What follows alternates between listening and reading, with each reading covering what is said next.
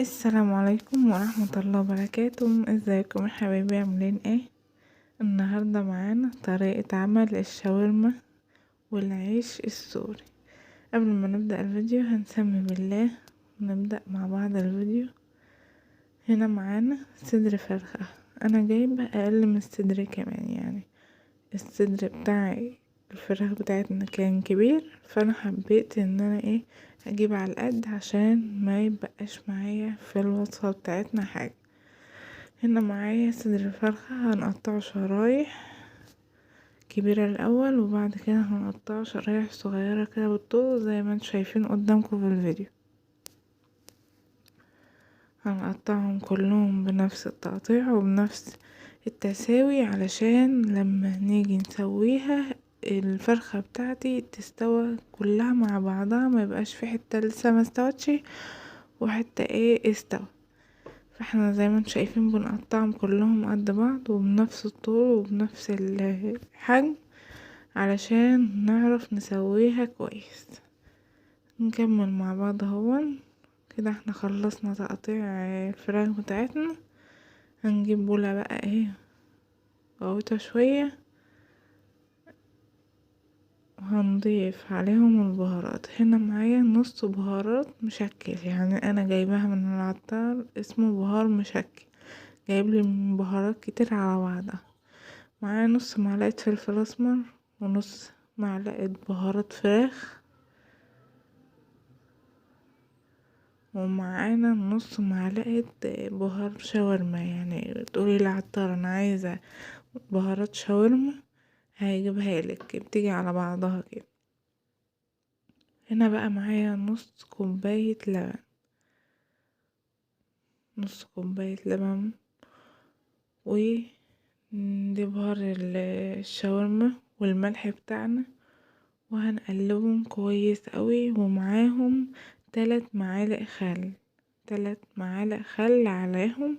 هما موجوش في الفيديو، مش عارفة ليه اتمسح متهيألي. هنا هنجيب استرتش وهنغطيهم كويس وهنسيبهم.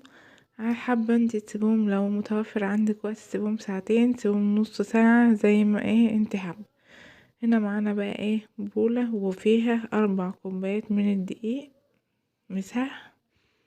معايا هنا 1.5 كوباية مية دافية ومعلقة سكر. وتعالوا نعجنهم مع بعض بقى. ده طريقة عمل العيش السوري او عيش الشاورما. هنا حطينا السكر ومع معلقة ملح ومعاهم معلقة بيكنج باودر. مش هنضيف للوصفة بتاعة النهاردة خميرة زي ما انتم شايفين. وهنبدأ عجن المية بتاعتي. انا جايبة نضيف كمان معاهم 4 معالق زيت، 1.5 كوباية مية دافية علشان احنا في جو لسه برد شوية. فاحنا هنستخدم 1.5 كوباية على حسب نوع الدقيق وعلى حسب العجن بتاعك، لان دقيق عن دقيق بيختلف، وفي دقيق بياخد مية زيادة وفي دقيق بيكتفي كمية مية معقولة. هنا احنا هنقلب المكونات دي على بعض كده زي ما انتم شايفين. هنبدأ بقى نضيف المية تدريجي، يعني مش هنحط المية كلهم مرة واحدة عشان العجينة بتاعتي ما نحتاجش نحط دقيق تاني. هنا كده احنا بدأنا نعجن فيها. هنغطي الدقيق كله زي ما انتم شايفين كده. ولو وصلت معايا للفيديو لحد هنا، ولو لسه جديدة معايا في الفيديو، انا اميرة صابر من قناتي اميرة في مطبخي. حابة تشتركي في القناة وتفعلي الجرس عشان يوصلك كل فيديو جديد، وما تنساش لايك للفيديو وتعليق حلو منك كده على رأيك في الفيديو. هنا بنضيف المية تدريجيا. هنا احنا هنعجنها كويس قوي من 5 ل7 دقايق عجن بعد ما تاخد كمية المية بتاعتها. هنا بقى هنسيبها تخمر. هنغطيها بالاسترتش راب ونسيبها تخمر لمدة نص ساعة في مكان يكون دافي او تحطي عليها غطا تقيل. هنا بقى هنروح نحضر الشاورما بتاعتنا. هنا علينا النار الاول وحطينا طاسة هنحطها عالية علشان الفراخ بتاعتنا تاخد صدمة وما تنزلش منها مية او تنزل منها سوائل، تاخد صدمة ما تنزلش منها اي حاجة. هنا كده احنا ضفناها. اول هنفردها كويس كده في الطاسة. اول ما الفراخ بتاعتنا تاخد لون هنبدأ ان احنا نقلبها على الجنب التاني عشان الجنب التاني برضو ياخد صدمة، نفس النظام.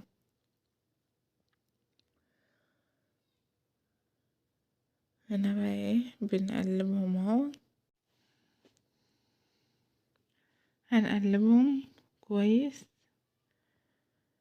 وهن هنغطي عليهم ونسيبهم على نار وسط. يعني بعد ما تاخد الفراخ بتاعتي تاخد صدمة هنهدي النار، نار وسط، وهنغطي عليهم لحد ما قرب خلاص. هتيجي بقى قبل الدقيقة الأخيرة اللي انتي هتطفي عليها فيها، هنقطع شرايح بصلتين وعليهم قرن فلفل، يبقى شطة، يبقى حراق سبايسي كده. هنا هو غطيت عليها وسبتها قبل ما اطفي عليها جبت لها البصل بتاعها والقرن الفلفل، ويا دوبك البصل بتاعك والفلفل البصل هيدبل هنطفي عليه. هنا دي كانت شطة كنت بعزز درجة يعني حرارة الشطة فيها. هنا بقى هنغطي عليها. هنا أنا كنت بشوفها خلاص بدأت ان هي خلاص هتستوى معايا، يا دوبك البصلة بتاعتي كانت تدبل وهتطفي عليها معاهم فصين توم. هنا بقى أنا كنت بنقلهم عشان نسوي العيش السوري بتاعنا. هنا بقى العيش هتحطي طبقة دقيق من فوق ورشة خفيفة، طبقة دقيق من تحت ورشة خفيفة من فوق. وكل ما هتحسي ان العجينة بتاعتك ما بتمشيش معاكي وعاملة زي الاستك وبترجع تاني تصغر معانا في الفرد، هت رشي من تحت منها دقيق زي ما انت شايفة كده في الفيديو. كل ما تلاقيها خلاص معيش راضية تفرد معاكي هنجيب رشة دقيق ونحطها تحت منها وهنفردها تاني بالنشابة. السمك بتاع العجينة بتاعنا مش هيبقى رقيق زي عجين الفطير ولا هيبقى تخين، يعني وسط كده. هوريكم السمك بتاعه لما نخلص فرد. الدقيق هنا بقى بيحافظ على ان العجينة تكون واخدة الشكل الدورية كده زي ما انتم شايفين سمك العجينة اهو بعد ما خلصنا رقيق، ولا بس مش رقيق لدرجة اللي هو سمك الفطير. هنا بقى لازم يبقى معاكي فوطة وهتحطي العيش بتاعنا وهنغطيه علشان ما يعملش طبقة ناشفة كده من فوق ويشق. هنا هنعمل معاكم واحدة كمان. هنا رشة رشة دقيق خفيفة من فوق ورشة من تحت. وكل ما العجينة ما ترضاش تتفرد معانا هنجيب عليها رشة دقيق كده من تحت عشان تتفرد بالنشا. والرشة الخفيفة بقى اللي من فوق زي ما انت شفتوا في الفيديو كده لو العجينة بتاعتك اتنت منك غصب عنك على الرخامة تعرفي تفرديها بسهولة وما تلزقش وتبوظ منك العجينة. شايفين هنا انا كنت بعرف افردها كويس. رشة دقيق من تحت وتفرديها لحد، وحاولي ان انتي سمك العجينة كله يكون متساوي ومفيش حتة يعني رقيقة عن الحتة التانية علشان في التسوية يكون مظبوط معانا وان شاء الله هيعجبكم، واتمنى ان انتوا تجربوه وتقولوا رأيكم في التعليقات. هنا احنا بنفردها اهو. وانتي بتشيلي العجين على ايدك اصلا بتحسي اذا كان في حتة رقيقة عن الجنب التاني، او جنب تخين عن الجنب التاني، فبتحاولي ان انت تفرديه وتسويه كله سوي واحد، سوي مظبوط.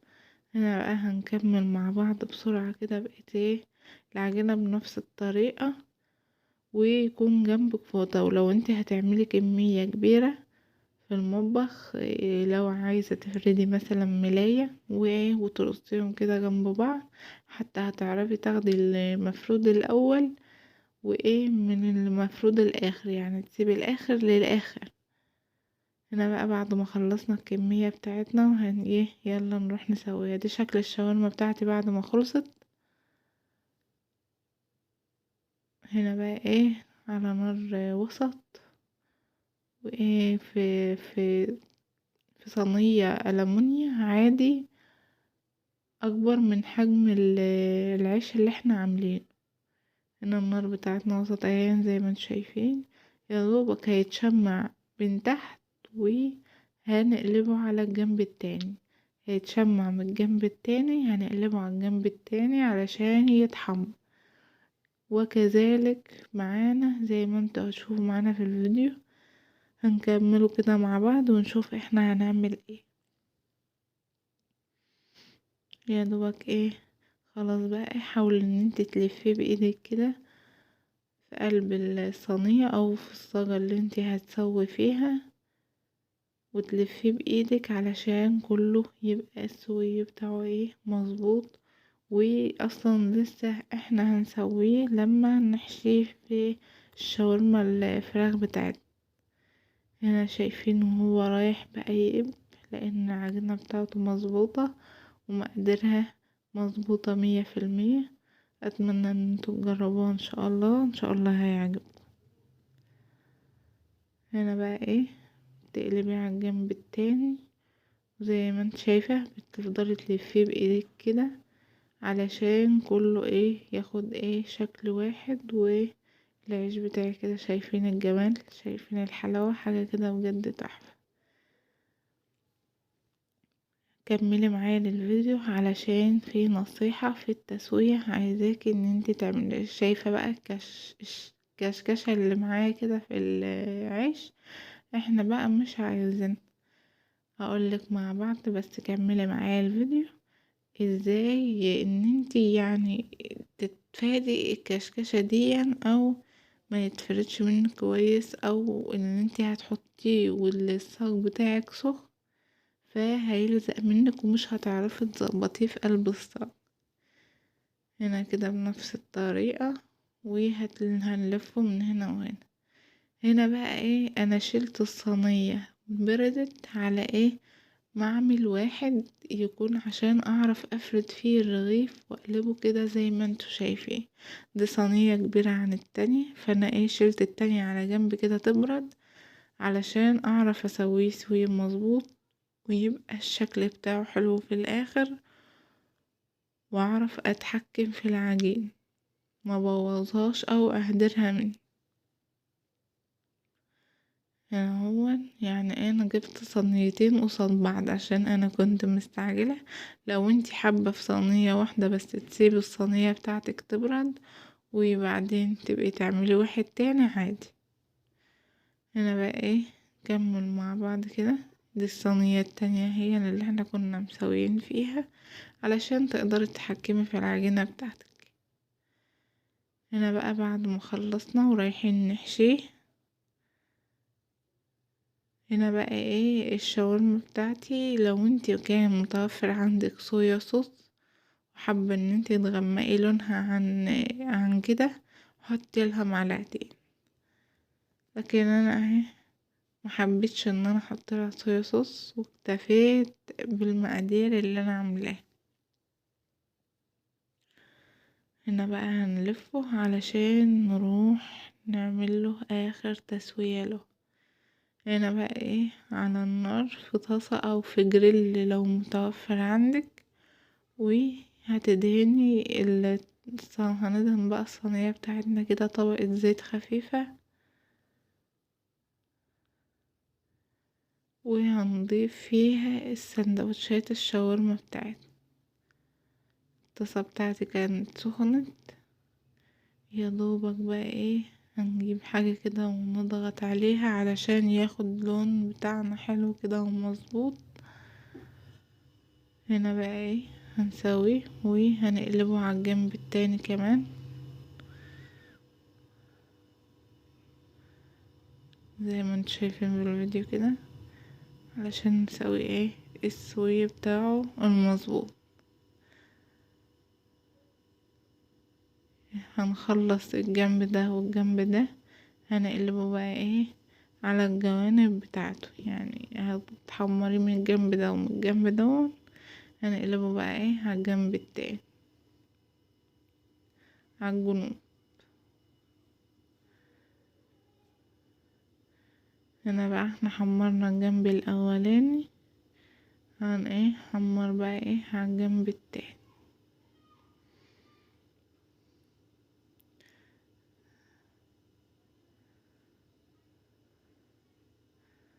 هنا معايا واحد اتحمر شوية قوي. هنا بقى طفينا النار هنشيله ونروح نقدمه دلوقتي. هنا بقى جينا لاخر حاجة خالص. عندك بقى عايزة انزل لكم طريقة عمل التومية هتقدميها معاه، او لو عندك كاتشب مايونيز او طحينة عادي. شايفين الشكل والحشو من جوه، شكله بجد تحفة. اتمنى يكون الفيديو بتاعي عجبكم، وما تنسوش لايك الفيديو واشتراك في القناة وتفعيل الجرس عشان